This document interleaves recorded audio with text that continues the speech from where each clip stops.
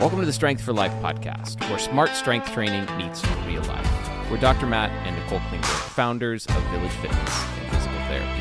Here, you'll learn what really works in the gym, at home, and for life. Well, Nolan, welcome to the Strength for Life podcast. Super excited to have you on here today. Hey, excited to be here with you guys. Yeah, so we met you 15 or so years ago. It was at a Christian retreat, and you were leading the retreat and also doing magic at the retreat. And I thought to myself, this guy is so stinking cool. How do I be more like him? So then fast forward 10 years or so later, I saw on your Instagram that you're a breathwork coach and doing XPT and all the other cool stuff that you've done through your life. So how did you go from retreat leader, magician to breathwork and performance guru? Yeah, it's quite the gap there. Well, yeah, we met at, I think that was like a UC Davis thing, right? If I recall. And I think you guys were you newly married at that time? I think we might have still been dating. Yeah, I think we're still dating. Dating. Yeah. I just remember having some great conversations. I've been a professional magician for 20 years as well. I was a pastor at the time. And I think while everything I do in my life, I now incorporate in my new work seems kind of disjointed. I've been on a mission, just a personal mission in life. Not that I ever was aware of it. But I wanted to how do I live the best possible life? How do I live a life well lived, basically, is the question I've been asking myself. And, I thought that was like sports for so long. I tried this professional hockey thing, magic, entertainment, having fun, traveling. I got involved in the church, and for a while it was not that it's not anymore, but it was like super hyper focused on spiritual growth in that world as well. And so that was that. And I was married, and all the challenges that come along with that, a wife in a grad school program. I was doing CrossFit, getting healthy again one day when I was in my early 30s. I was probably the healthiest I'd ever been in a long time since playing professional sports, eating right, exercising at the end of a noon CrossFit class one day.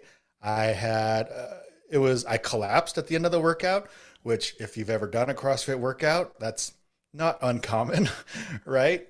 What wasn't normal was when I caught myself, my wrist were kind of bent inward a little bit. And then I said, I need help. And I collapsed, and my heart stopped beating at that time.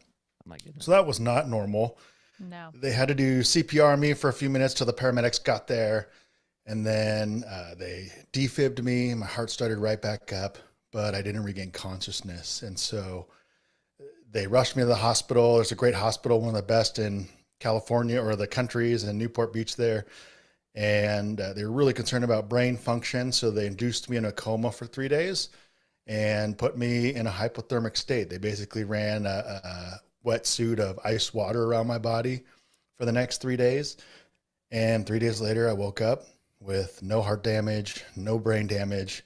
And my wife was in the bed with me, just kind of cuddling. And we just kind of began picking up the pieces of how do I live the happiest, longest, and healthiest that I possibly can.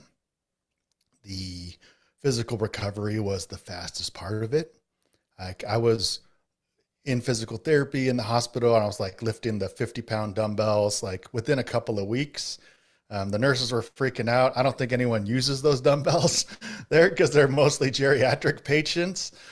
I was surprised they had them, to be honest. And so I was back to being strong and healthy as far as physically goes, pretty much immediately. And what I wasn't aware of was the emotional recovery and how long that was going to take. And so I think 3 weeks in, one day, let me tell you what not to do if this ever happens to you, is to have that happen after a CrossFit workout and just casually just tell your wife, hey, I'm going to CrossFit again, and just kind of leave, let the door shut. Not great advice for anyone that goes through this. This is relationship advice. Led to a massive fight.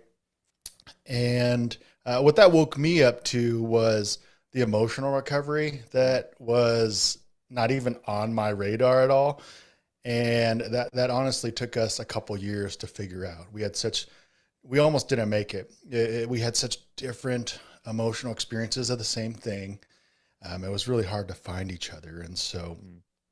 that finding the world of breath work in the midst of my physical recovery and wanting to be the happiest, healthiest, and live the longest as possible, breath work was like the door and the bridge to me to everything that I do. It connected me to my body, to emotions that I wasn't even aware were in there. And it really took my therapy and coaching to the next level. And so breath work allowed me to connect to my fear. And, I literally died, and I'm like, this thing's short. We have to make the most of it. Let's chase our dreams. And my wife had a very different experience, not knowing if I would make it or be brain dead. And, she was like, her experience was like, life is fragile. We have to Yeah. protect it at all costs. And I'd be like, come on, let's chase our dreams. And she's like, no, like we can't reach your dreams if we're dead. And so we were kind of on both ends of this tug of war. But therapy allowed me to connect, or the breath work and therapy allowed me to connect to my fear of death Mm. was actually running the hustle in my life. And acknowledging that actually allowed me to connect to my wife's fear that was also of death. Ironically, she was just responding to it very differently. Mm. And so that, I mean, it saved our marriage.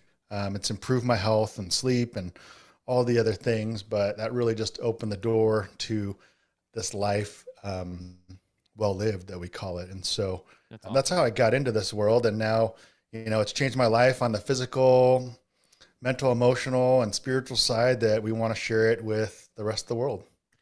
How did you first hear about breath work and get into it? Because I think when you started doing it, it wasn't as probably wasn't even as trendy as it is now. It was not, and it's still, I'd say, considered pretty woo woo, Yeah. but it's more accepted. I heard about it a couple different places in the CrossFit world. I think I ran into some of Laird Hamilton stuff, which was one of my early certifications. This is, I don't know, 7, 8 years ago now. No ice bath devices existed at this time. I was crawling into freezers at Home Depot. It was something like that. And then I think I ran into Wim Hof. Actually, I was at a Tony Robbins thing, and he had Wim Hof come on stage and do some stuff. So that was my first introduction to it all. Awesome. And what from that made you say like, oh, I want to do more of this for myself? And like, how did you really start to integrate that into your life? It just started as a hobby. I never planned on it being a job. So when I pick up a hobby, I like to invite as many people that I know and care about to come and do it. So we we bought a sauna from Costco, one that I think I've talked to you guys about. We bought that exact sauna, and I bought a freezer and did like a conversion on it to make it like an ice bath. And we just started doing a potluck, like a taco Friday thing. After the CrossFit workout, everyone would come over. We do tacos and a sauna and ice bath session and some breath work with it. Was just kind of how it started, just like as a fun hobby.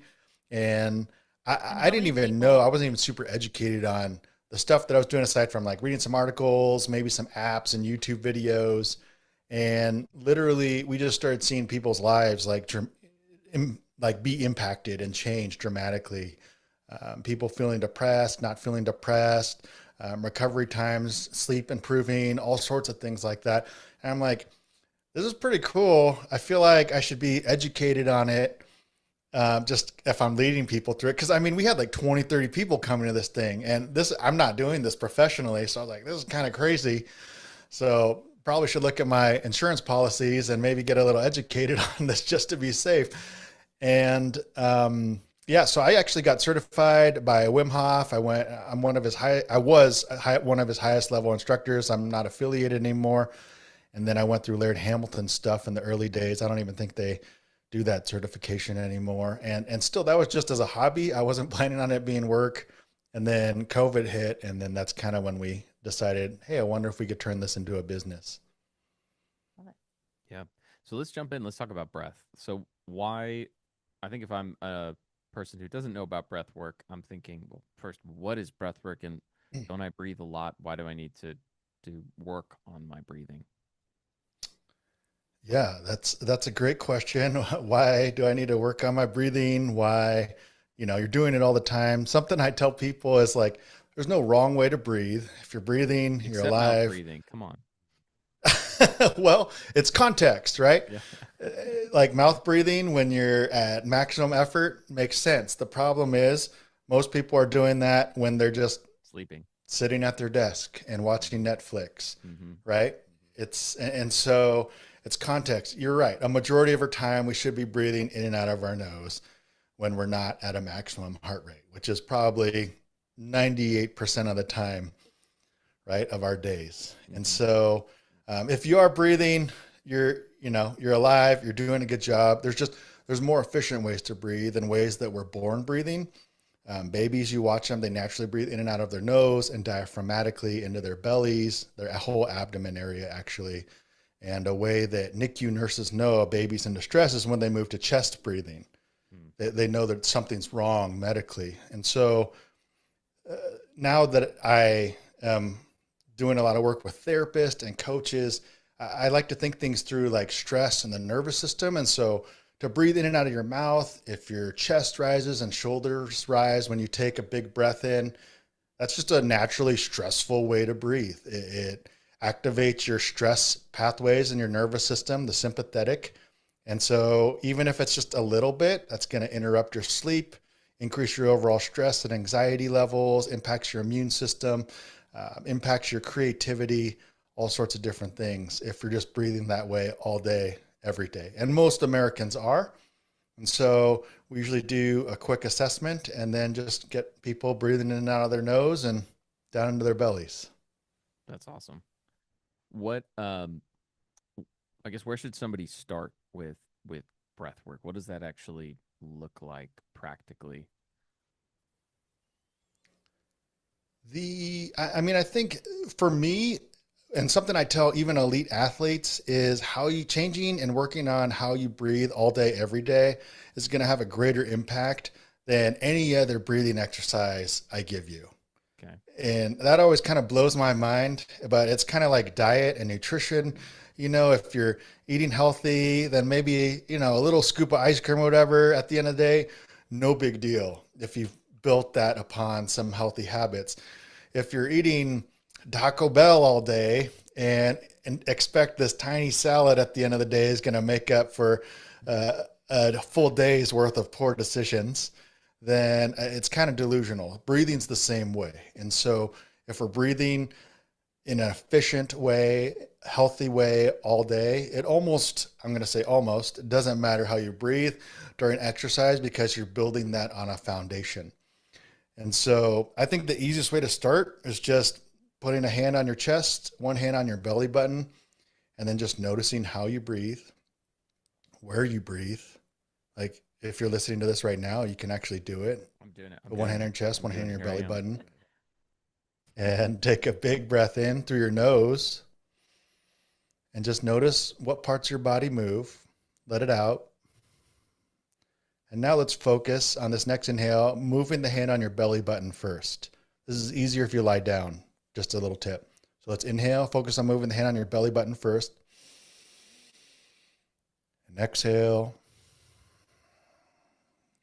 And just practicing that a few times is a great place to start because you want sort of like your guys' world, right? You want uh, proper movement before you start adding weight to it, Mm. right? And so you want to have the functional movement patterns. And so same with breath work, you want to have a healthy breathing pattern before you start going into some of the exercises because now you're building reps. And, if you're doing that incorrectly, you just get accustomed to doing that same pattern over and over again.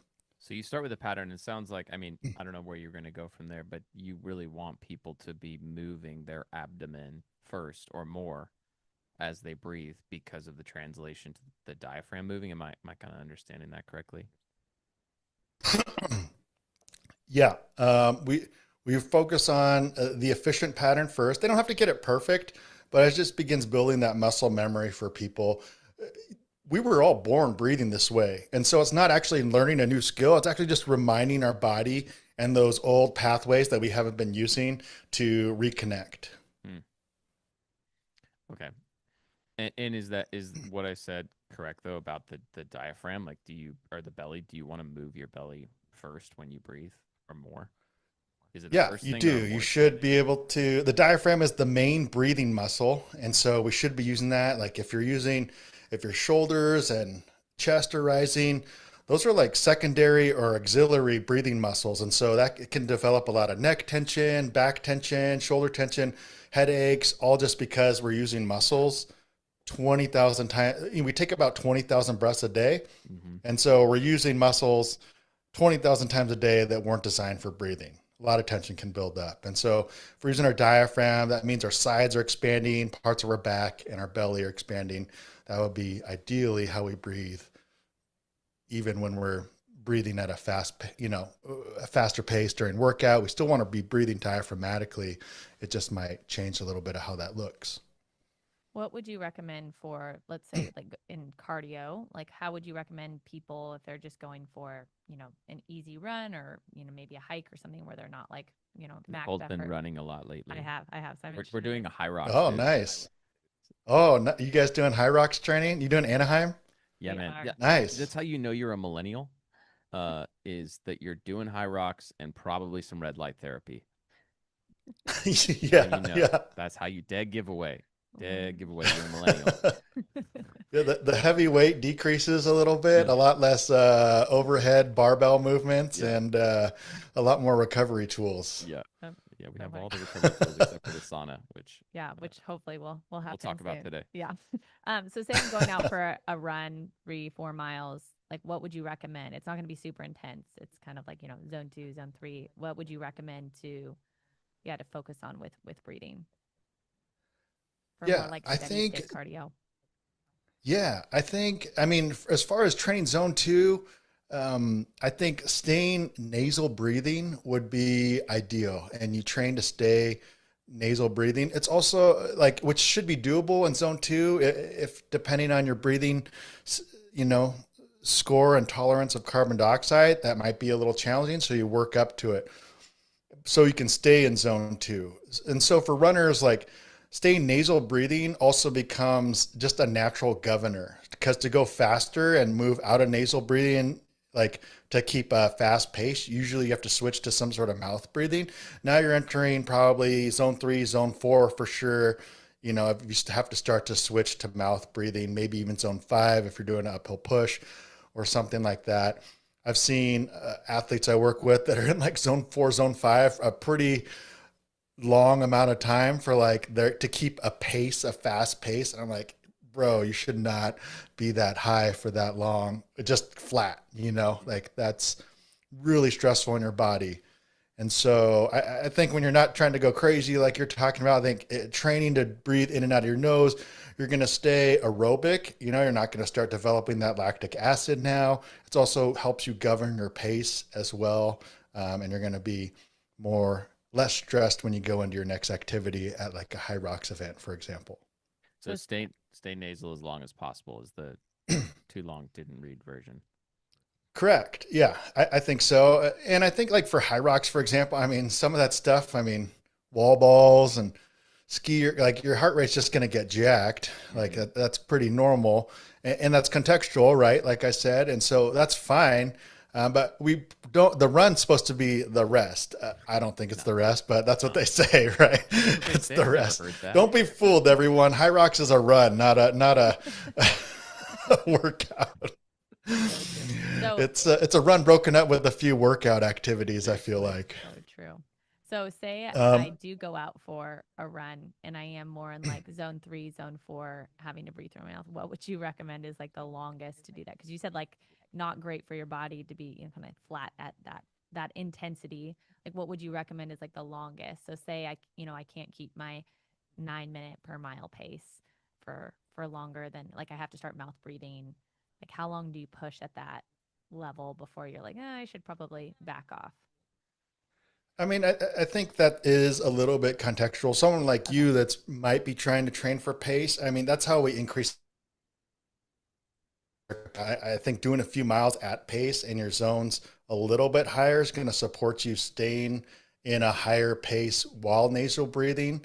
Mm-hmm. But for me, it's how do you, you know, I think as an athlete, how do you shift between gears? If you think between gears of a car, right? Mm-hmm. Think about there's a breathing pattern for each gear of the heart or zone, heart rate zone, right? So the 5 zones, and think of it gears of a car. I've never heard this Like the before. I'd first love to hear two this. are nasal breathing in and out. The 3 and 4 would be in through the nose, out through the mouth, and gear 5 would be maximum effort in and out of the mouth. Okay. And so on a run, for example, like uphill, yeah, your heart rate's going to increase, right? So that's where like you can even like shift your gear of breathing to in through the nose, out through the mouth a little bit, or even faster before you even start getting to that push, just to get your body ready to deal with all the oxygen and carbon dioxide that it's going to need. And then I think the biggest thing for athletes, whether it's on a run or even between sets or whatever between activities and high rocks, is and even if you have 5 seconds, 10 seconds, a minute, how do you slow down your breathing as much as possible in the time that you have? Are you going to get to nasal, like box breathing? Probably not if you're on a run or a high rocks event, but you're going to, if you're intentional with it, you're going to be able to slow it down, slow your heart rate down, and you're going to be able to stay at maximum effort a lot longer over the course of time. Makes sense. I do this thing when I run or ride my bike where I try to get into a rhythm with my breathing, where I'll breathe in twice through my nose and then twice out through my mouth, and like match it with my cadence, or with my cadence, either running or biking. So like,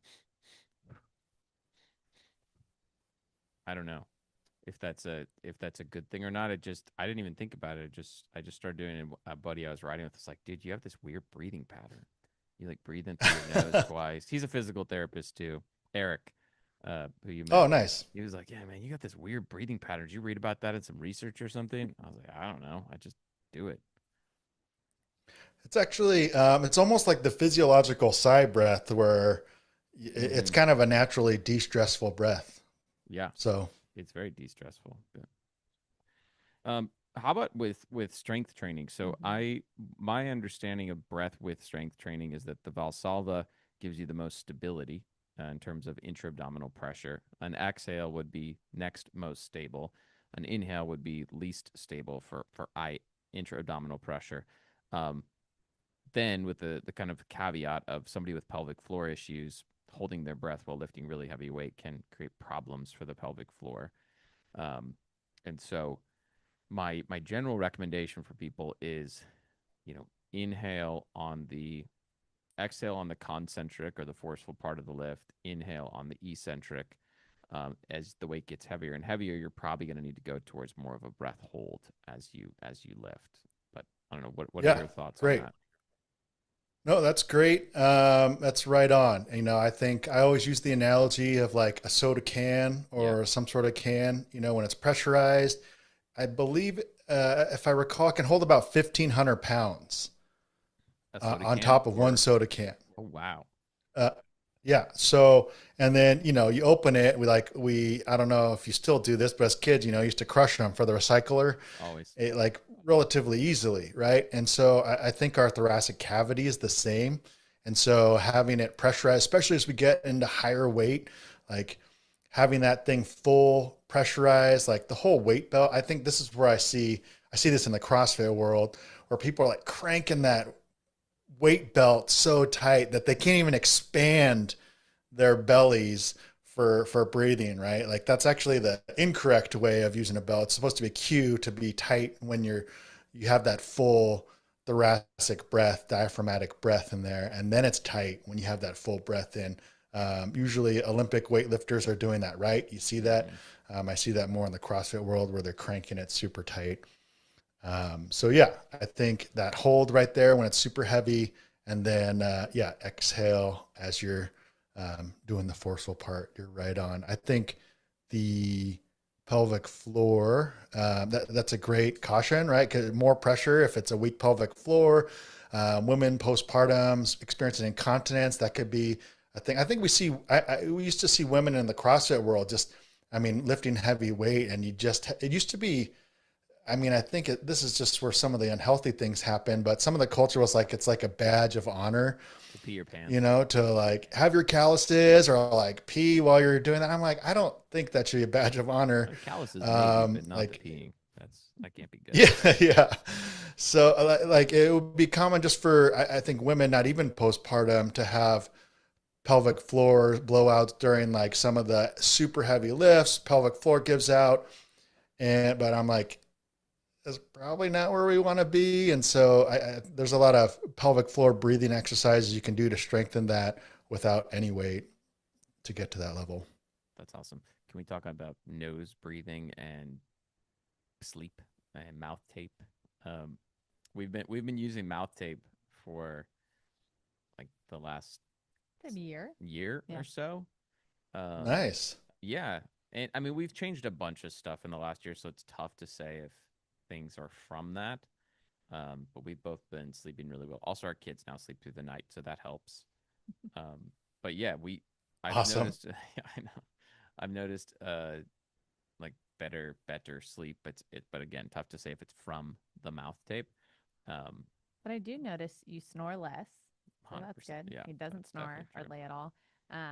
And then I know for myself, like I used to wake up with like a really dry mouth because I know I mouth breathe all night. And so it has like forced me to breathe through my nose at night, which I feel like has to be good. Awesome. That's so great. You guys are doing that. Do you wear any wearables to track your Yeah, sleep we performance? were Aura. Hmm. Nice. What does that tell you over the course of the last year? I mean, my stuff has improved. So my HRV has steadily improved month over month. My resting heart rate. I've also been exercising progressively more, which is what I was saying. Like we've tweaked a lot of variables. And the biggest driver for me of resting heart rate and HRV seems to be cardiovascular exercise. Like the more I do, my body just eats it up in terms of HRV. And um, Whereas mine, it just kind of like stayed the same. what metric Yeah. would we be looking at? You think for uh, To see to if see we an are. effective mouth breathing? Would it be HRV and heart rate? Or are you looking more at like a sleep metric? Oh yeah, HRV, heart rate. I know those devices spit out like a sleep kind of like grade or percentage. Hmm. Yeah, Recovery is a little bit different than the actual sleep. Recovery is a little bit more bigger picture. Um, but I think the sleep score gives you an idea of the impact on your sleep. So that's your yeah. Gotcha. My resting sleep heart score has been about rate, the same from last year. HRV. Um, I mean, I think, you know, sleep is, what Matt Walker says, it's like a legal performance enhancing drug, Mm-hmm. right? It's so important. And breath work is one of the key contributors to that. And so I work with this amazing new company. They're nasal dilators. They're 3D printed, called Breathe Wave. They're really cool. They're these little baskets that go up your nose, and they're comfortable because they're soft. And we did this at a certification I just did recently, and our clients just their sleep metrics went off the charts, like not just a little bit better, a lot better. And their performance during exercise. So this not only shifts you to nasal breathing, but it dilates your nose. I find um, Caucasians in particular that have like an ovular nostril, when you're moving so much volume of air through your nose, the nostril caves in on itself a little Mm-hmm. bit, restricting the air a little bit. And so um, this prevents that. And so people, even during sleep, will sleep better and exercise more efficiently because they're able to get more air in and out of their nose. And so it came with those and some mouth tape, and people's sleep metrics went off the charts in the matter of a few days and continue to pour in, which is cool. I'm also cavity prone. My teeth, my enamel, something about my enamel, I always get like little cavities between my teeth that they always need to fix. And since I started mouth taping, I haven't gotten cavities since I started mouth taping. Hmm. So So you'd dry recommend mouth mouth tape is and the nasal dilator? Yeah, I don't even use the dilator. I got like wide nostril. Asians have the opposite problem. So our nostrils are really wide. So I just do the mouth tape and yeah, my cavities I haven't gotten a cavity in a few years, which is pretty crazy. That's awesome. So why is it important, like for those that are listening, for them to breathe through their nose while they're sleeping? Like what happens to their body? And then, you know, why mouth tape? Like obviously we kind of know and have done some research, but if someone hasn't heard of that, like why would you tell them to mouth tape? Yeah, the like I said, I think the healthiest way we're born breathing and how we want to be breathing a majority of the day is in and out of the nose. That's the most efficient as far as oxygenating our body. Also say, more importantly, it really has to do with our nervous system and stress. And so our nervous system is like an antenna. And, you know, there's a well-known yogi quote by BKS Iyengar that says, nerves are the king of the breath and the breath is the king of the mind. And so if our breathing's increased, if it's in and out of the mouth when we're asleep, like I said earlier, it tells you to be a little bit stressed, right? Which is not where we want to be when we're sleeping. And so if we can shift to breathing in and out of our nose, then we're going to sleep better. So We're going to feel more rested the next day. Into parasympathetic, like rest and digest mode. Yep, that's right. And so usually like mouth breathers, that's where snoring's happening. There's all sorts of links to like heart disease now with snoring and apneas and different things, all from sleep. And so apnea is where you stop breathing for a little bit while you sleep, but even snoring's like connected to different heart conditions now with sleep. And, cavity prone, like dry mouth is a perfect environment for cavities to develop. And so breathing in and out of our nose, even during sleep, is beneficial for ourselves, during the day and during our sleep. Mouth tape is just a simple way to, and we're talking about, for those of you that are new to mouth tape, we're not talking about gorilla tape. It's just like a light medical tape to tape over your lips. A lot of the ones I use, I can still breathe out of my mouth. Yeah. There are some intense ones that cover the whole mouth. I don't like those just because of the adhesive. And then also if I have to cough, it like feels like my head's going to explode if you have to cough. Which one do you use? I've been using, I don't even know what brand it is. It came with those dilators, Breathe Wave. It's really good. It's a nice light adhesive. I also either use just a roll of medical tape for sensitive skin by 3M, just off of Amazon. Okay. It's a nice, cheaper way to do it than just buying a mouth tape brand, even though they're cool. Yeah, we use tape her, tape him. Oh, nice. I haven't seen that one. Yeah, it looks like kinesio tape, but It just feels like kinesio tape too. It has I think it probably is, but they cut it into these. Oh yeah, I've seen those on Amazon.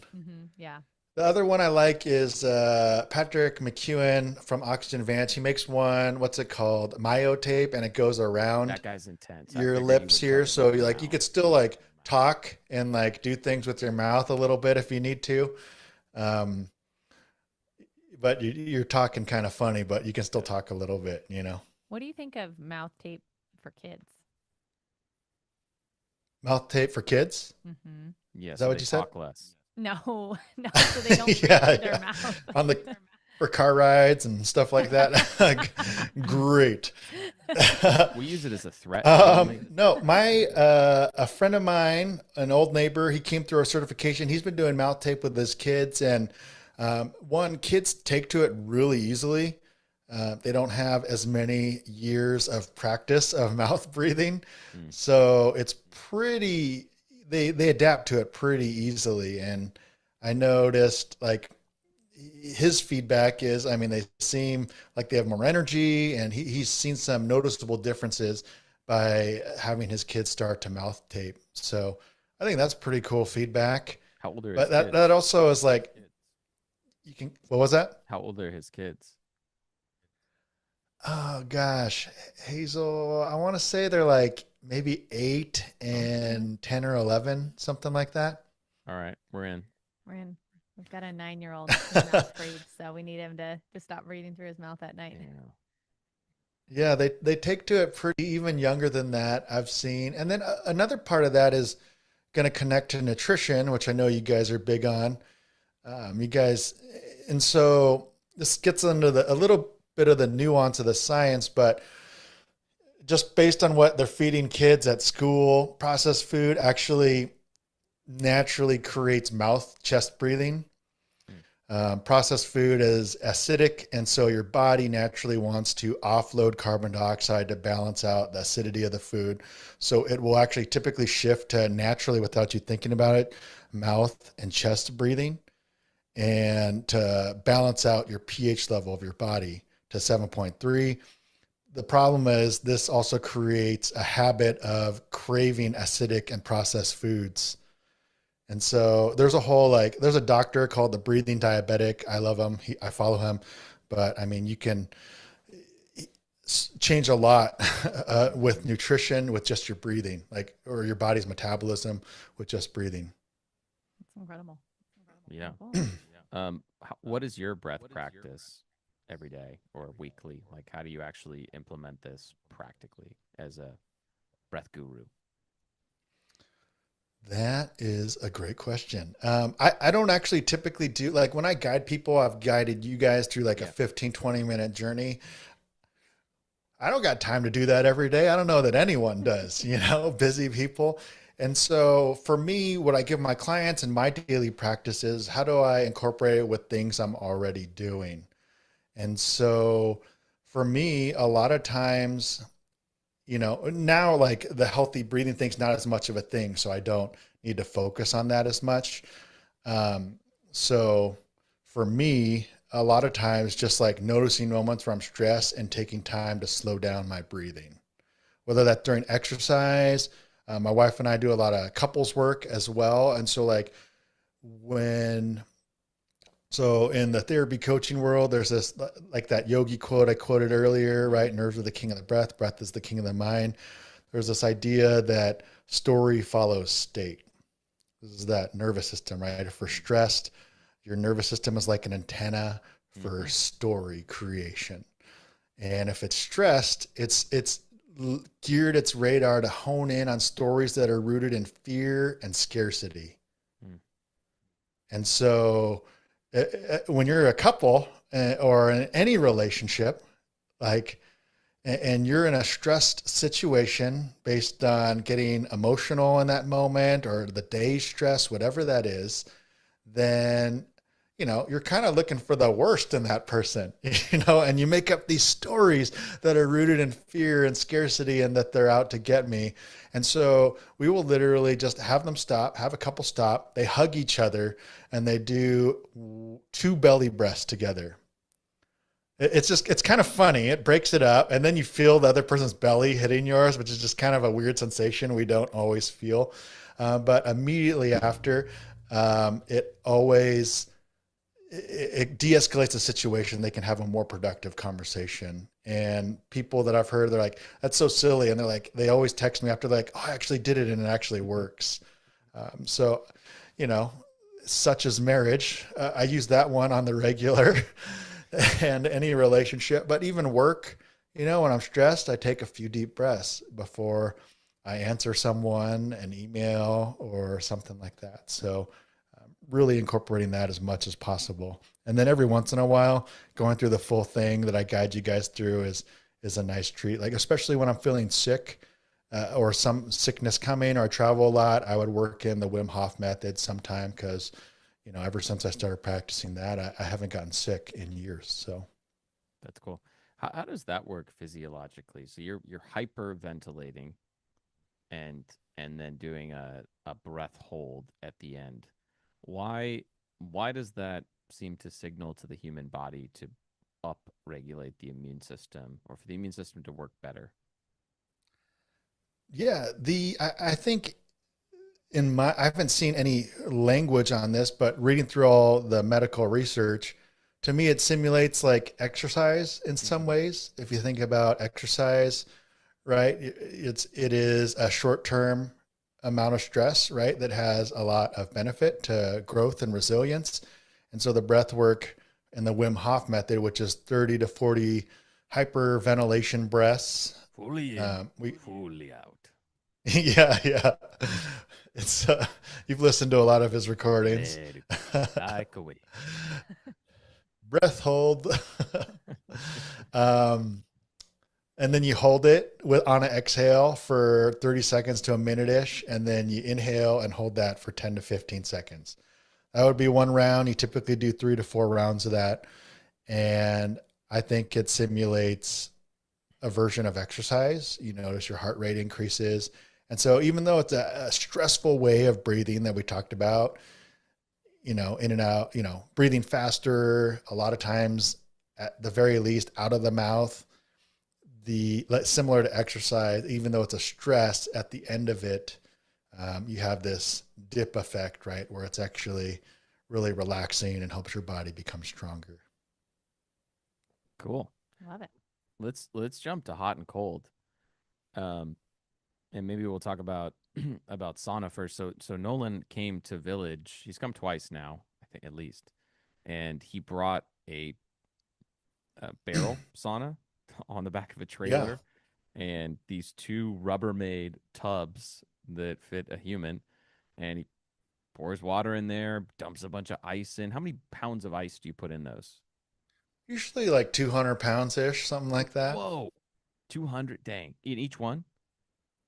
Yeah, it depends. I mean, the summers are hot out there. I think it Yeah. depends on the time of year and day we Okay. do it. And so we would I've go. also been shifting to warmer cold plunges for ladies, just Mhm. based on the new research coming out on that. So, Okay, I can't wait to dive into all that. But let's talk cold first because we did cold first in your workshop. What is the research on cold exposure therapy? How often do people need to be doing it, etc. yeah, it's super good for your immune system. You get this immune system boost, more white blood cells are produced, anti inflammatory markers that last up to 6 days in your bloodstream. So, super good for recovery from strength training, different types of things like that, especially endurance. A lot of research has been done on marathon and triathlete runners. Um, Immune system, you feel good. I'm going through my list in my head. You feel good. You get this massive dopamine boost, like 350% increase in dopamine. And so I always tell people, you're going to all smiles afterwards, but no guarantee what your face is doing during the short time that you're in there. But yeah, I mean, this is where I've seen people experiencing depression, told they'd be on their meds the rest of their life, have been able to step off with working with their doctor. I didn't tell them to do that. Just a disclaimer there. And they're feeling amazing, And so the other big thing that I tell people is that it's, I think it creates mental resilience. And Mm-hmm. so people develop a new relationship with stress. And so ice bath, like exercise, is just a controlled, safe dose of stress. And what really is important, and I don't see a lot of the studios or people doing it, is how you go through the ice bath. Sort of like life, it matters, right? And so I teach people to go through this controlled, safe dose of stress that in a way that's not stressful for their body. So their breathing is going to be a non-stressful type of breath, right? Elongated exhales, deep breathing diaphragmatically, and their bodies relax. Calm mind, calm body, calm breathing. And we do that for, however long they can, up to 2 minutes. It doesn't have to be time. A lot of people are staying in an X amount of time because Huberman or Gary Brecka or whoever, said so. And I'm like, bro, you're shivering. Like if you start to shiver, we've started to move out of that good, healthy stress, right? Shivering's early stages of hypothermia.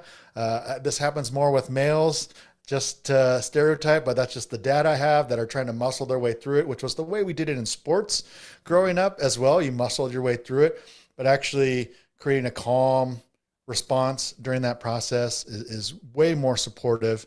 And so when the metaphorical ice bath of life hits you in the face, your brain actually goes to like, oh, we know how to do this. And so I get clients all the time that text or email or something like, hey, there's this thing that I've been avoiding and I just did it. I don't know if this is normal, had this conversation. It's like new relationship with things that are challenging and stressful in their life. That's super cool. What do you think about people who watch TV shows while they ice bath, like say The Amazing Race, for example, just to throw an example out there?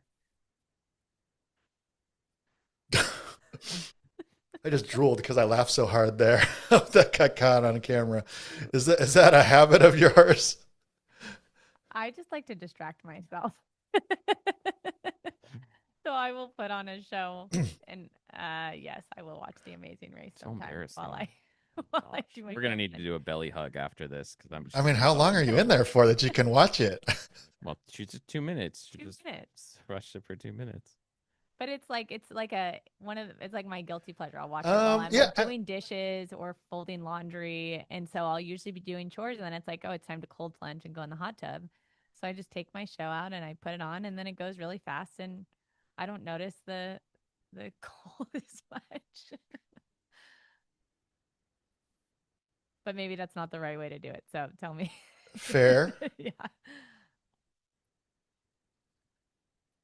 I don't have a problem with that. I mean, I think it's like a lot of times I play songs for people. So music going. So I don't have that. I think mine. As long as you're remaining calm, I think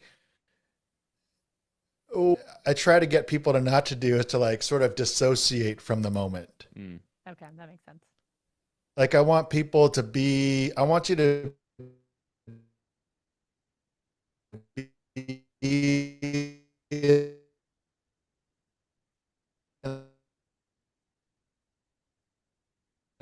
or to breathe through.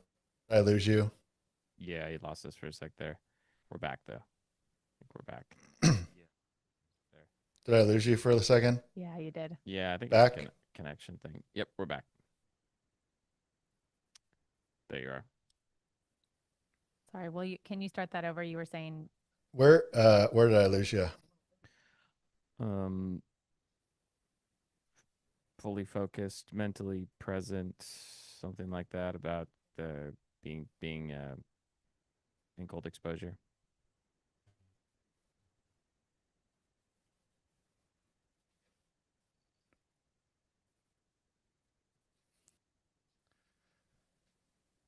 Yeah, I can start. No, can you hear me now?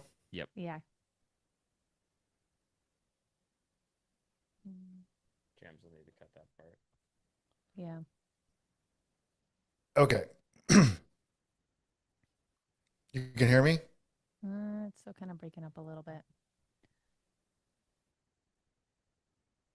I don't know because it's nothing. It was else working shows so on- good. I know. It's him. You think? Because it shows. Do you want me to press anything? Okay. I feel like we're back. Can you hear us? Okay. I think we're back. Okay. I think so. Tough part about living out on a farm. I know. Probably not that many hard things other than Wi-Fi. Sure, there's lots of hard things. I mean, it's pretty good. I've debated about getting Starlink, but anyway. Yeah. Cool. This typically works for me. But Great. yeah, Okay, I think I talked mostly about you watching it, which I don't have a huge problem with. I think what I try and get people to do though is be present in the moment. And so along with being calm in there, which I imagine if I recall you going through it, you're pretty naturally, and women in general are pretty naturally do pretty well in the cold comparatively to men. But it's like, I don't want people to dissociate when they're in the cold. Like I want you to be in the challenge and the struggle of it, be fully present to your body and like be empowered to take control of the situation. okay. I think with practice, I won't watch it anymore. I think with practice, like I do it so often now, where like I could do something like that. It's not taking me out of the moment. But I don't, You just have to make that judgment call for yourself. I knew I I don't was have a right. problem with it. I knew I was right, Nolan. I'm usually wrong, so I'm not gonna lie. It feels good. It feels good to be right for once. Nice. Oh my Kidding. gosh. Uh, Okay, so 2 minutes. yeah. You What would say temperature? it. You said there's new research showing that we don't need to be in as cold temperature wise. I think he said for Yeah, women. that's for women in We particular. share it. We I share it think, though. So yeah, yeah. it's like when we order a Um, steak at a restaurant, we're gonna split it and split something else. It's like I want medium rare and she wants medium, and so I always ask, like, can you just do somewhere in the middle of medium and medium rare? They usually say no. you just got to do a thick steak, and she eats the ends and you eat the middle. How do we do that with the cold plunge? How does this apply to the cold plunge? Can we make the middle colder? um, you, yeah. So you're too stressed. So in order to get the ice bath benefits, right, you're harnessing the good amount of stress, and so the two dials on that, let's say, are intensity and duration. So intensity is the temperature, and then duration is how long. So I've typically been doing warmer ice baths, which is just generally more pleasant. um, and then my wife can use it as well. And, I just stay in a little bit longer. And Nice. so How long do you stay in? honestly, I think a little bit warmer cold kind of sucks more. Like I think cold showers are the worst. I Like it's agree. just like it's cold and I'm like this sucks, but like I don't know, to me an ice bath or a cold plunge is like it's like almost so cold your brain can't comprehend it for a Hmm. second, you know. Um but yeah, so those are the two dials I know Huberman talks about with that doctor on his podcast. She talks about accumulating 11 minutes over the course of the week. um, I know like Laird Hamilton, like, I mean, we talk about doing it twice a week, the full sauna ice bath cycle thing twice a week. On recovery days, you don't need to do it more than that because in your bloodstream, all those anti inflammatory markers, they all show up in your bloodstream for 6 days after one ice bath, which is pretty cool. So for women, this is coming from Dr. Stacy Sims. She found, and she's doing her research all on female athletes, which most of the research is not done on females. It's always done on men and then scaled back for women. So love her and her research and the work that she's doing. But she's found somewhere in like the 50, 55-degree range is really good for women. Great. I'm all about that. All right, we'll warm it up. Great. And then let's talk about saunas and Heck yeah, that let's and do it. exposure and like what would you rank is the best for people to do, with, hot tub, sauna, infrared sauna, true sauna, hot showers, like kind of Hot tub. Did you say hot tub? yeah, I think I said hot tub. Hot tub. But like how would you rank those as far as like maximizing health benefits? Let's see. Sauna. I mean, sauna is the king of recovery. So even more than ice bath, if you had to choose, you're going to sauna. Like especially as an athlete for recovery, sauna. You could do that every Really? That day. works It's better than amazing. cold for recovery? I didn't know that.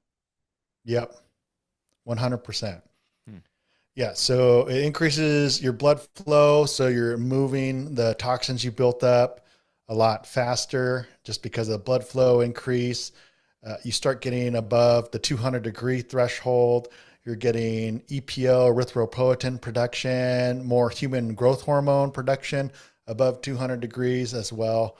And so, as far as recovery goes, it is the gold standard for recovery. And we're talking about dry finish sauna, not infrared. So dry finish sauna would be uh, the top in my book for heat recovery, and that's at minimum probably above 174 degrees Fahrenheit, which is pretty hot. Most gym saunas aren't getting that hot. Um, Next would be probably somewhere in the lines of infrared and or hot tub would be your next best, and then the last one would be like cold or hot shower or steam shower or something like that. So we need to get Um, hot. It sounds like is the key you need to get strategy. hot. Yeah, you need to get your blood flow moving. You need to really get your sweat on, and And then you combine that with ice bath, so now you're getting this vasodilation to the vasoconstriction. So along with the increased blood flow, you're getting kind of this pump action to pump out some of those toxins and lactic acid and things you may have built up over the course of working out. Love it. So how long should someone spend in a sauna each week for like maximizing recovery? I think on the Huron thing, I think it was 59 minutes or 57 minutes. It was close to an hour accumulated. That was I think the median, of like to get the most benefits. That's where like the time was. I think doing sauna is something you can do every day. I think somewhere in the 15 to 20-minute range is great. I think depending on the heat, it's going to vary, right? We're harnessing that good stress.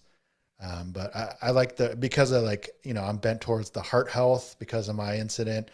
Like there's been a 20-year cardiology research done. And I think they found if you're sauning 4 or more times a week above 174 degrees Fahrenheit, that's why I like that minimum temperature, decreases chance of death by heart incident by like 60%. That's crazy. Just by that didn't account for nutrition or exercise or anything. Decreased chance of death by heart incident by 60%, all cause mortality by 40%. And that was over the course of a 20-year study. 4 times a week?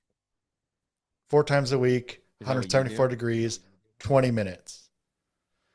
I do it probably at least 4, maybe 5 times a week. That might change if I'm traveling. But it's kind of like a bedtime protocol for us. Yeah. So sauna's great before bed. And, in the hour leading up to bed, like getting hot before bed is actually really good. Your body turns on the cooling mechanisms, and cooling your body down is your body's like trigger to like, oh, it's time to go to sleep. So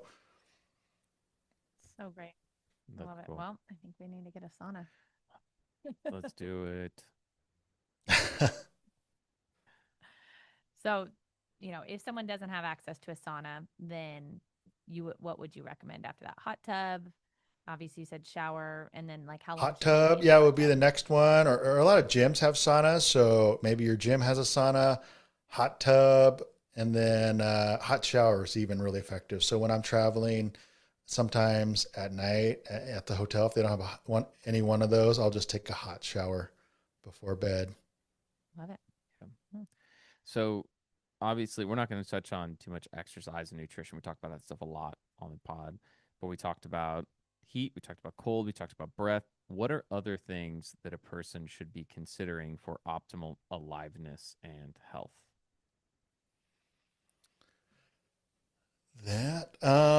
Yeah, I mean, I think a big part of it is rest and play. We talk a lot about that on our retreats. That's where I incorporate magic into like keynotes and things that I do, right? Because when you do magic and you see like a really good magic trick, like there's this moment of awe and wonder. Like to me, I would say you're fully present to the moment, where like time sort of loses time. Time becomes very elastic. Like you're having so much enjoyment in the moment that you kind of forget about everything else for a split second. Maybe that happens for you when you're hiking or biking or running, right? We have these moments and glimpses, to me, of what being fully present is, because we could do it for hours and it feels like minutes. We're like, whoa, I can't believe it's been 3 hours doing that, right? And I think magic opens up a glimpse of that for people. And now UC Berkeley is doing all this interesting study on it in their magic. neuroscience department on wonder and awe. Yeah. And so part of that's having magicians come in, but that could be like in nature, all sorts of things. And it has a physiological impact on your body. Like dopamine, you feel better, you're more likely to connect to other people. It makes you more creative, all sorts of things like that. And so to me, incorporating rest and play is like an integral part of living your best life, And so we really live in a culture that's about rise and grind. And I think we live for weekends or the vacation or retirement. And I think after my life incident and what I see happening with my parents and in-laws is, as people, if they've put this off to their retirement, a lot of people don't have the health and the mobility that they once had or wished they had had to enjoy these types of things. And so for me, it's kind of a both and, right? Like, how do we plan for the future and how do we live our best life today, here and now? Mm. Right? I'm not saying like, let's not be irresponsible with our finances and our bodies, but also like, let's be here and now. And how do we enjoy the best life? Like, how do we have time and energy at the end of the day for the things and probably most likely the people that matter most to us? And most of the time we are not doing that. You know, they kind of just get the leftovers at the end of the day. And so that leads me into the next thing, like relationships, like how are your relationships? And so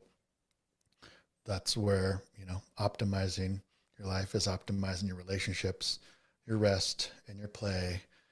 And to me, that's the best part of life.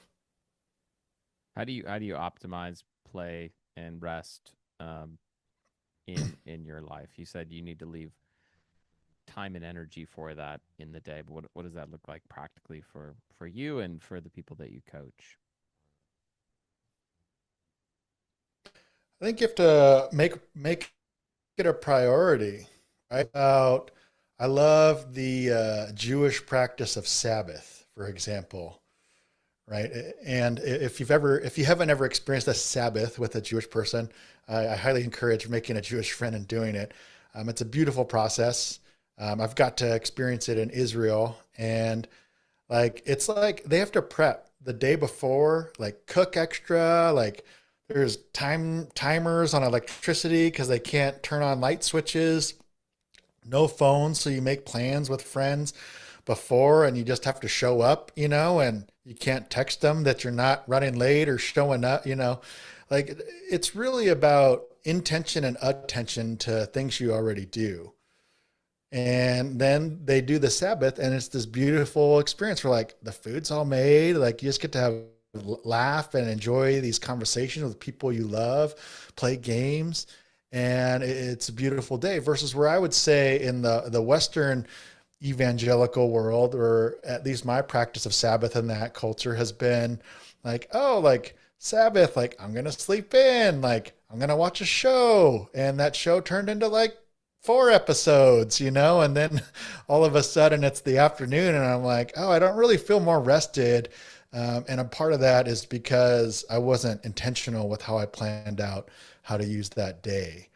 And so when I think about, I love that analogy. And so when we talk about rest and play, it's like, how do we be intentional? It doesn't have to be this long thing, right? It's like after this, I'll probably go out into my yard and there's a creek on our property and I'll walk my dogs over there, you know, or, you know, my wife and I will do a lunch break together. Like, how do we be intentional with things we already have to do? We already have to eat. So how do we be intentional with that? And how do we prioritize things we love to do that are fun? And we have to fight for that time, even if it's a short amount of time. But the research is clear on rest and play. And this comes out of the Lego play research they've done a lot of and different things. But you actually are more efficient, more productive, more creative when you actually take a break and incorporate play. It takes less reps to memorize things when you incorporate play into your workspace than if you were to just plow through and try and memorize a bunch of stuff. And so for students trying to study, you know, PT students, I know going through those exams is like my wife had to go through. It's like, oh, so much information. And so we started incorporating play and ice bath and all sorts of different things. Love it. That's awesome. And you were telling me earlier that are you writing a book that you're going to release soon? I am in the process of writing a book. It's still a work in process. My goal is to finish the rough draft by the end of the year and launch it and do a whole campaign next year. Okay. We want to have Probably you in the back on the pod to summertime-ish talk about sometime. that. Yeah. Can you give us a little bit of Oh, awesome. a hint of what it's about? Yeah, it's all around the idea, and we're doing a retreat on this in March as well, but the idea of optimizing your aliveness. And so I think I came out with this concept on, I think, LinkedIn, and like people loved the idea, and I've never heard anyone talk about it. So we stuck with it. And I think people, like even me, like I was optimizing people's performance and athletes' performance for so long, and biohacking longevity of life. And I keep running into people that are burnt out, that have optimized their performance, that are living longer, but they're just unfulfilled or they're miserable. You know, they have all the things. And a lot of times they've sacrificed their fulfillment and purpose for that performance. I think unpopular opinion, biohacking's kind of become a new version of numbing, I think, especially in places like Southern California, where it just kind of becomes this, while it's a healthy habit, it becomes this new obsessive type habit where like, you know, someone like, I don't know, I don't want to name names, but someone that's really out there in the social media area, that's all they spend their time on and taking hundreds of pills a day. But like, I'm like, bro, what do you do for fun? Like what, who are you in relationship with that makes this life living longer worthwhile? And so, Mhm. that's I got lost in the question there. What was the original question? Oh, just what's the book Oh, about? And yeah, can oh you yeah, And the Optimus. So retreat. so yeah. Anyway, that's where it got into optimizing aliveness idea. And so yeah, how are your relationships? Our framework is mind, body, and spirit. And so like mind, mental, emotional, like your body, your physiology, your breathing, and then spirit. I mean that in the most general sense. We talk about it because just our clients are all, come from all sorts of backgrounds, and so we say that community, connection to yourself, and contribution, because I think we're our best selves when we're contributing to the world and other people. And so that's kind of the framework we moved through. And so, yeah, the book's going to be somewhere along that idea of optimizing your aliveness and how do you do that in those spheres of your life. love it. I'm curious too. How often do you do magic now? I still do it a little bit, especially around these holidays types of years. Like I get some events, but more so now I've been focused on keynotes, and I actually incorporate a couple magic tricks usually in my keynote I do for people. So I'm not trying to grow that business anymore, but I have a lot of regular business still. Dude, we took our kids to the Magic Castle last year. We stayed at Oh, the Magic Castle Hotel for a oh, night, nice. which is really fun. So fun. And then we went the next day, uh, and they had a blast. And they've been asking to go back. They Yeah, Oh, so cool. loved The it. candy Yeah. bar line, The the ice popsicle. cream Yeah. line by the pool. yeah, yep, Yep. So Yep. cool, right? Yep. Exactly. So fun. yeah. Oh Have yeah, the you popsicle. That's right. have Popsicle hotline. You yeah. call and they bring it out on a platter. So Yeah, awesome. so cool. Have you performed magic there before? Yeah. Oh, you have.